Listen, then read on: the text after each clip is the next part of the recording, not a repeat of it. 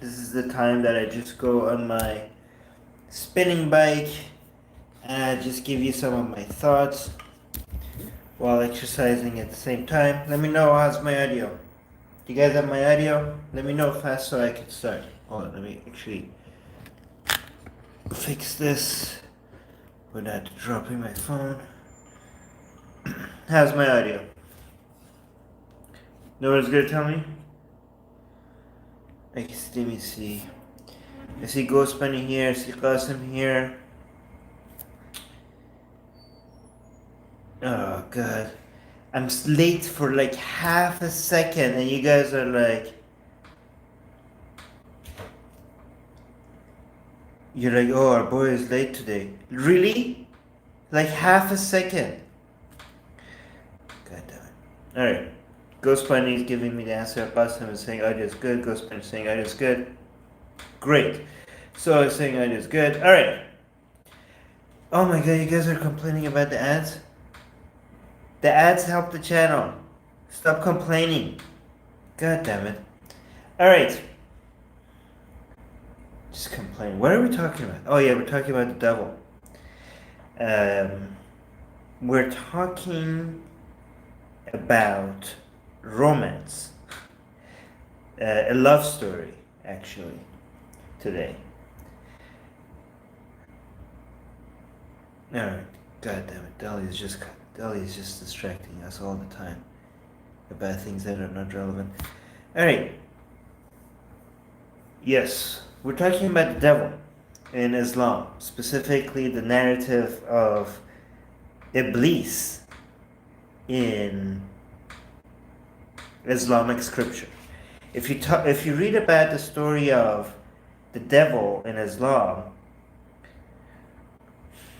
alright, Dali, I'm gonna put you on timeout. Hold on. Put user in timeout. There we go. If you focus on if you look at the Bible, for example, right? The devil story, the fact that the devil was casted out in the Bible, that story is borrowed by the Quran, but it adds something to it. It gives the backstory before what happened, right? It goes into a lot more detail than the Bible. So it's basically the Quran takes the Old Testament, the Jewish Bible, the Hebrew Bible, the Genesis story of Adam and Eve, and the role of the devil in that story, and it expands on that. It gives it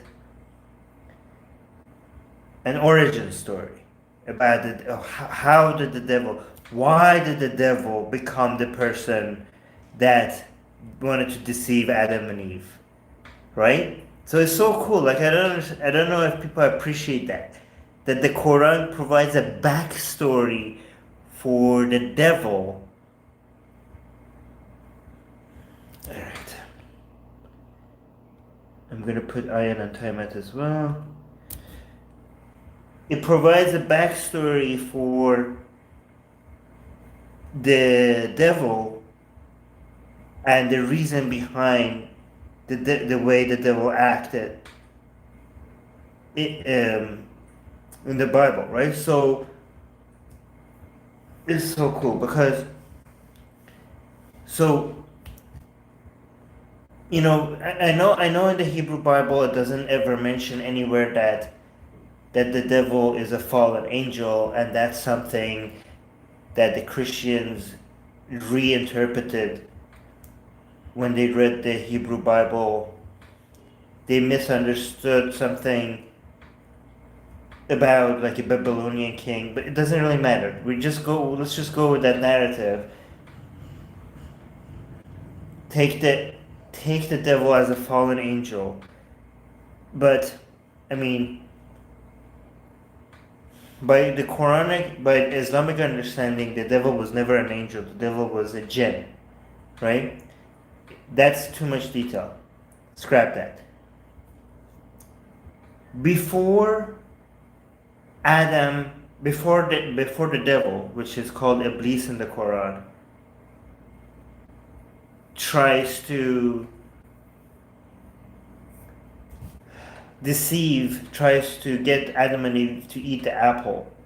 The story is that God creates Adam and asks all the angels to bow down to Adam, right? And all the angels do. Now this part gets a bit confusing because it says except the devil, which is weird because it does make it seem like the devil, Iblis, is one of the angels, but we learn in Islam that the angels are made out of light and the devil is made out of fire. So it's confusing because the devil is supposed to be one of the jinns and not one of the angels. So how come it's the Quran is saying all the angels bow down except the devil, like as if he's one of them? So I heard some interpretations of that is that that the angels are kind of considered to be a bit superior to, closer to God than the jinns. Not a bit, a lot. But Iblis was such a good jinn that he was promoted to be in the places that the angels were, right? He was such a good worshiper of God, such a perfect being in every way, that he was promoted. And that's why, again, this is not in the Quran. This is just the interpretations that the reason why he was among the angels was that he was just promoted to be there because he was just such a good jinn, right? Such a good demon, if you want to. And then that's not a good translation, but whatever. All right, but this. So all the angels prostrated, did sujood. Is that a good translation for sujood? So how do you translate sujood in English? Our expert Arab in the live chat. They all bow down to Adam, but bow down. I'm saying bow down. But the devil, Iblis in Arabic, he didn't bow down.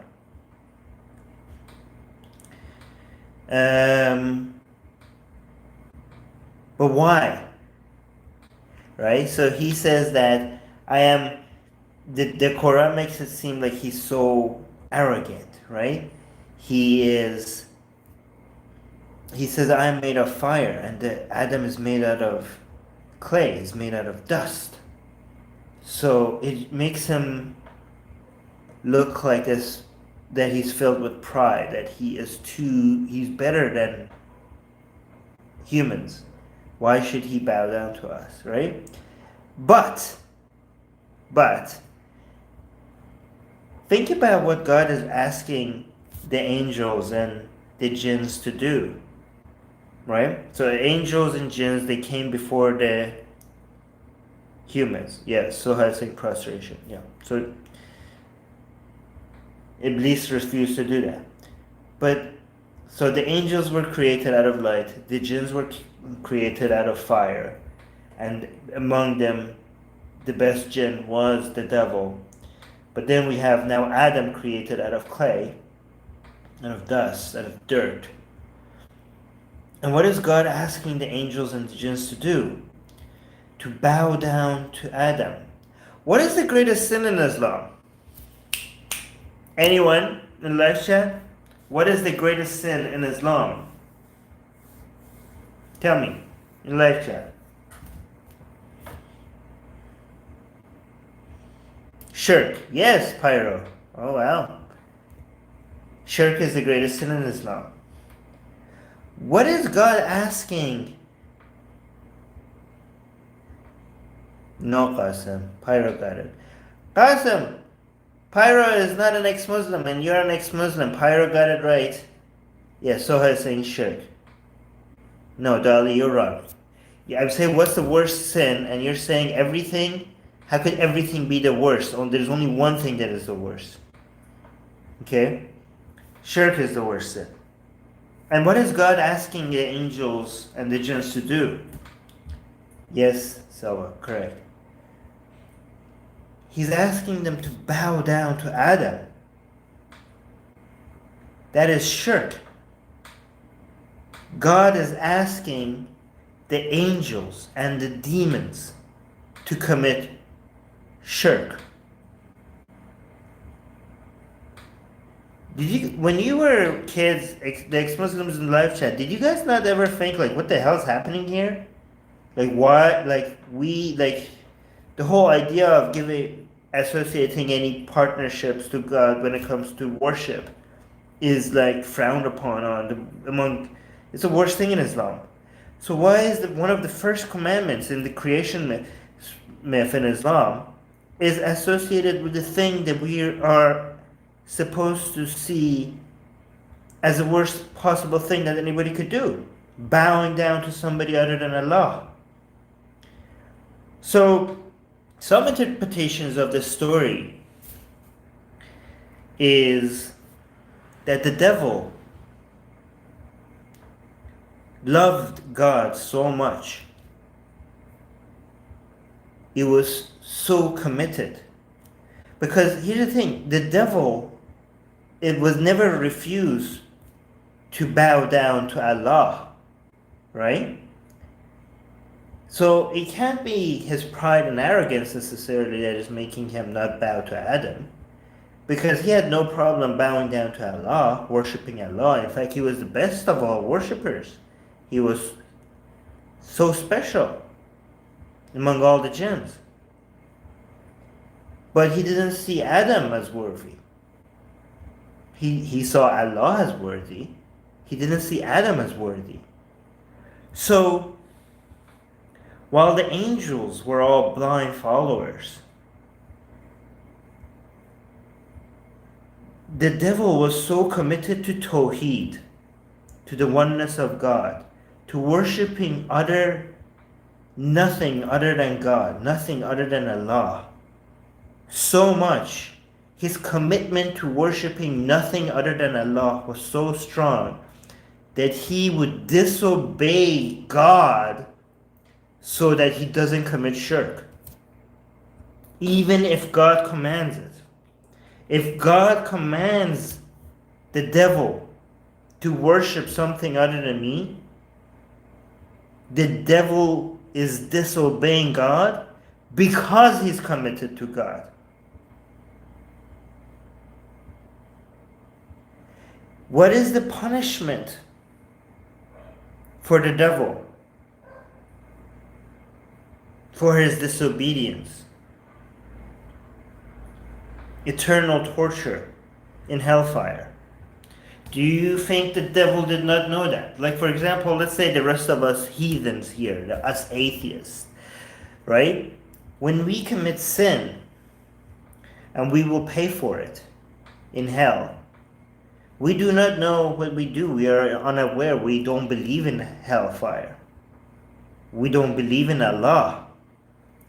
But the devil knew Allah.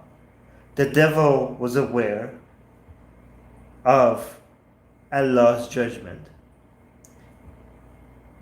And he knowingly disobeyed Allah.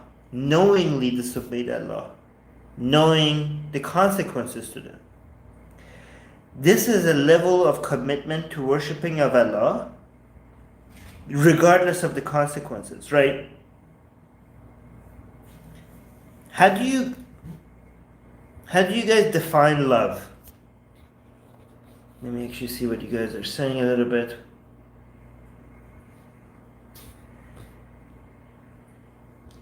So I was saying, exactly, the devil did nothing wrong. The devil was actually the most loyal to God, exactly.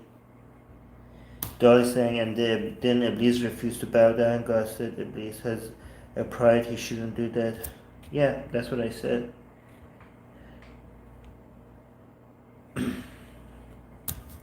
How do you guys define love? What do you see as a sign of love, right? To me, love is when you someone's happiness makes you happier beyond you experiencing that happiness yourself, and someone's sadness and misery makes you sad more than if you actually experience that sadness yourself, right? But sacrifice is usually a measurement of how much you love somebody, right? Sacrifice, right? So think about the sacrifice that the devil is. What is the devil giving up?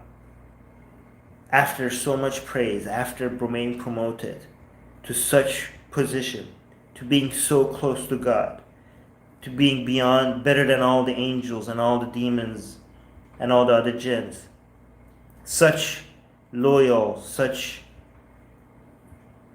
servant of God, such a dedicated worshiper. Now he's not. This is actually the opposite of pride, because his disobeying of God would make him become the fallen. Like he fell from all the positions that he had from where he was. He was casted out and condemned to eternal hellfire. But he gave that price knowingly, because he was committed to Allah. He loved Allah so much that he would rather burn in hell than worship anybody other than Allah. That is beyond any other love. Like, this is a love story stronger than any other love story I've ever heard. Let's compare some other sacrifices, right? Let's look at believers, the mu'mineen. Let's look at Abraham, and let's look at Jesus, right? Let's look at Abraham's story when it comes to the sacrifice. That what God tested Abraham to kill his son, that he loved so much, so much. God commanded him to kill his son, and he did so. He tried to, right? So Abraham loved God so much. He was so committed to Allah that he was willing to sacrifice his only son, right? A son that when he dies is going to go to heaven. It's not like his death is final, right? Compare that to the sacrifice that the devil was giving up. I mean, Abraham, his understanding is that he's going to die and go to heaven. His son is going to die and go to heaven. The devil's commitment to Allah was giving up on heaven and burning forever. Isn't the devil's sacrifice for the sake of Allah stronger, a bigger sacrifice than Abraham's? Let's compare the Christian narratives of Jesus' sacrifice. Jesus' sacrifice, like this is supposed to be the greatest sacrifice that washes away all our sins. What did Jesus do? Was tortured for half a day, died, came back,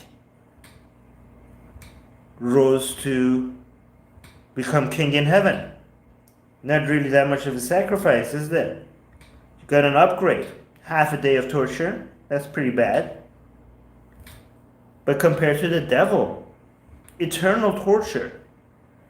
Like, at least Abraham and Jesus are going to get their rewards. They're going to get their position in heaven, and at some point everything is going to be fine and dandy, right?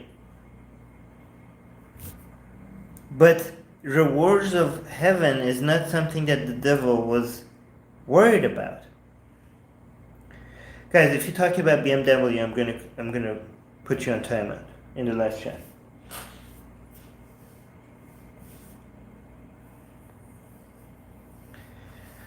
Now let's look at the believers, the mu'mineen.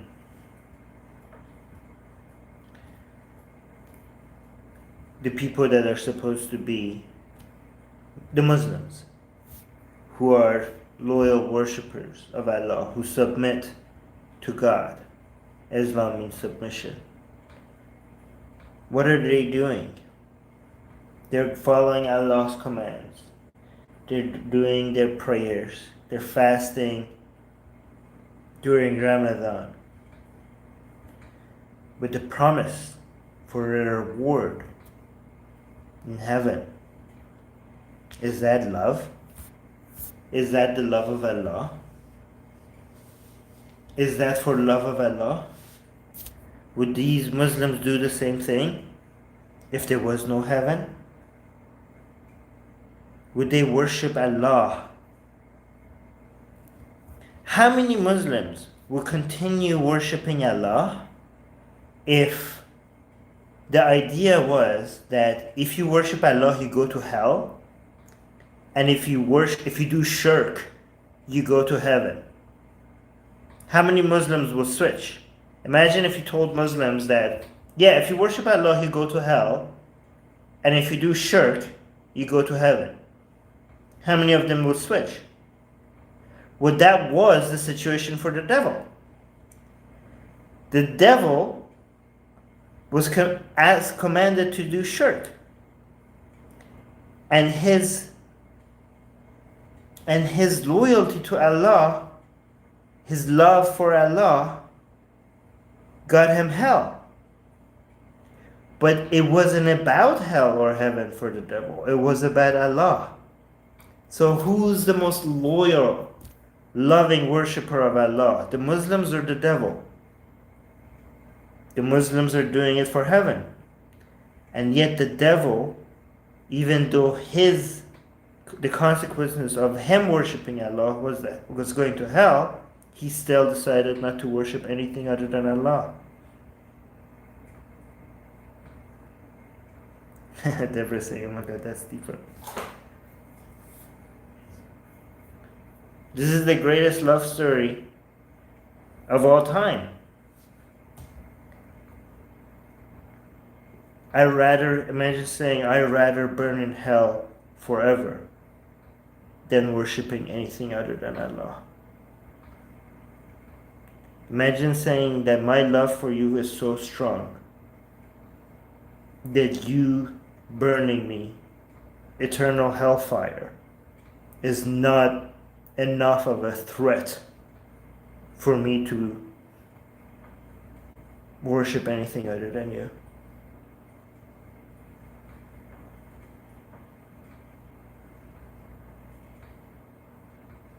And that was a promise.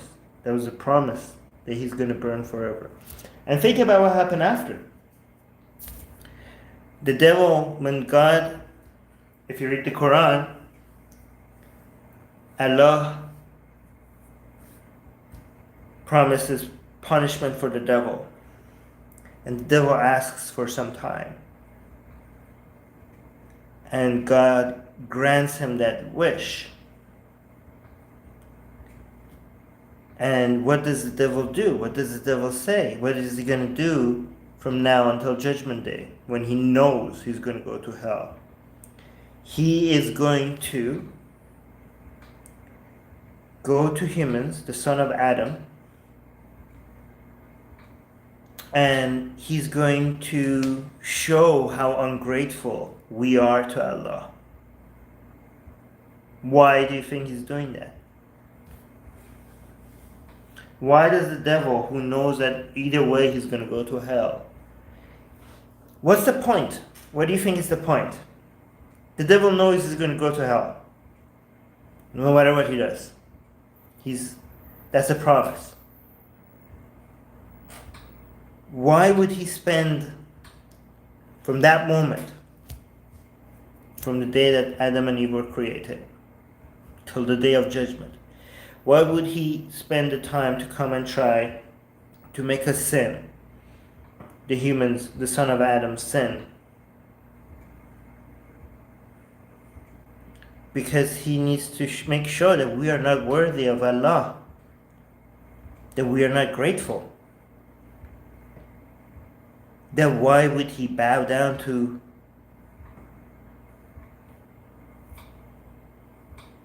humans who are not even worshipping Allah for the right reasons? They're worshipping Allah for the sake of reward, not because of their love for Him. He loves Allah so much that he's jealous of Allah's love for us, for humans. He's jealous. And he wants to demonstrate that these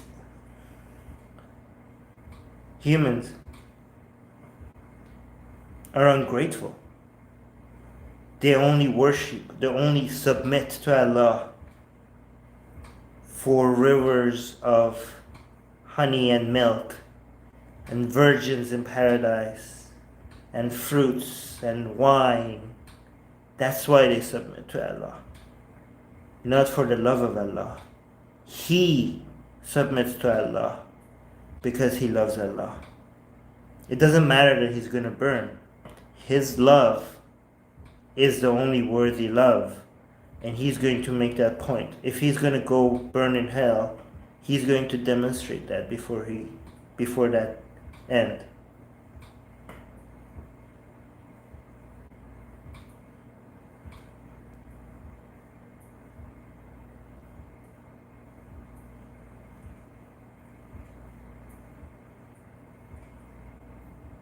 Is that not the greatest love story hidden in the Quran?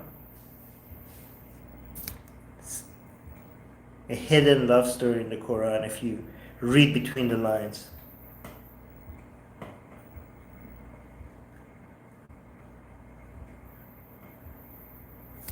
Anyways.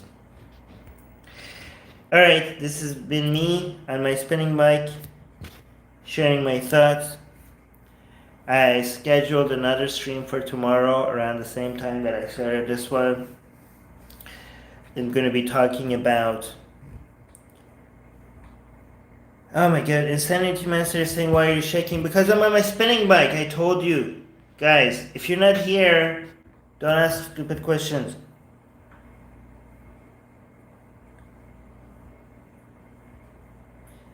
So yeah, tomorrow, same time, if I manage to come and do another live stream, a spinning bike live stream, we're going to talk about why ex-Muslims are more like Muhammad than Muslims. What do you guys think? Yes, that's the topic of tomorrow's live stream. Ex-Muslims are more like Muhammad than Muslims. Alright? So, see you guys then. You're welcome. Okay, Ayan is saying I started working out. Good. Dolly is saying thanks, Armin. Soha is saying thank you, Armin. You're welcome. You guys are saying what? Yes. Well, if you guys were wondering why, then tune in to tomorrow's live stream. Cool? Yes. Wait, what? Yeah. Alright. Guys, talk to you guys later. Bye.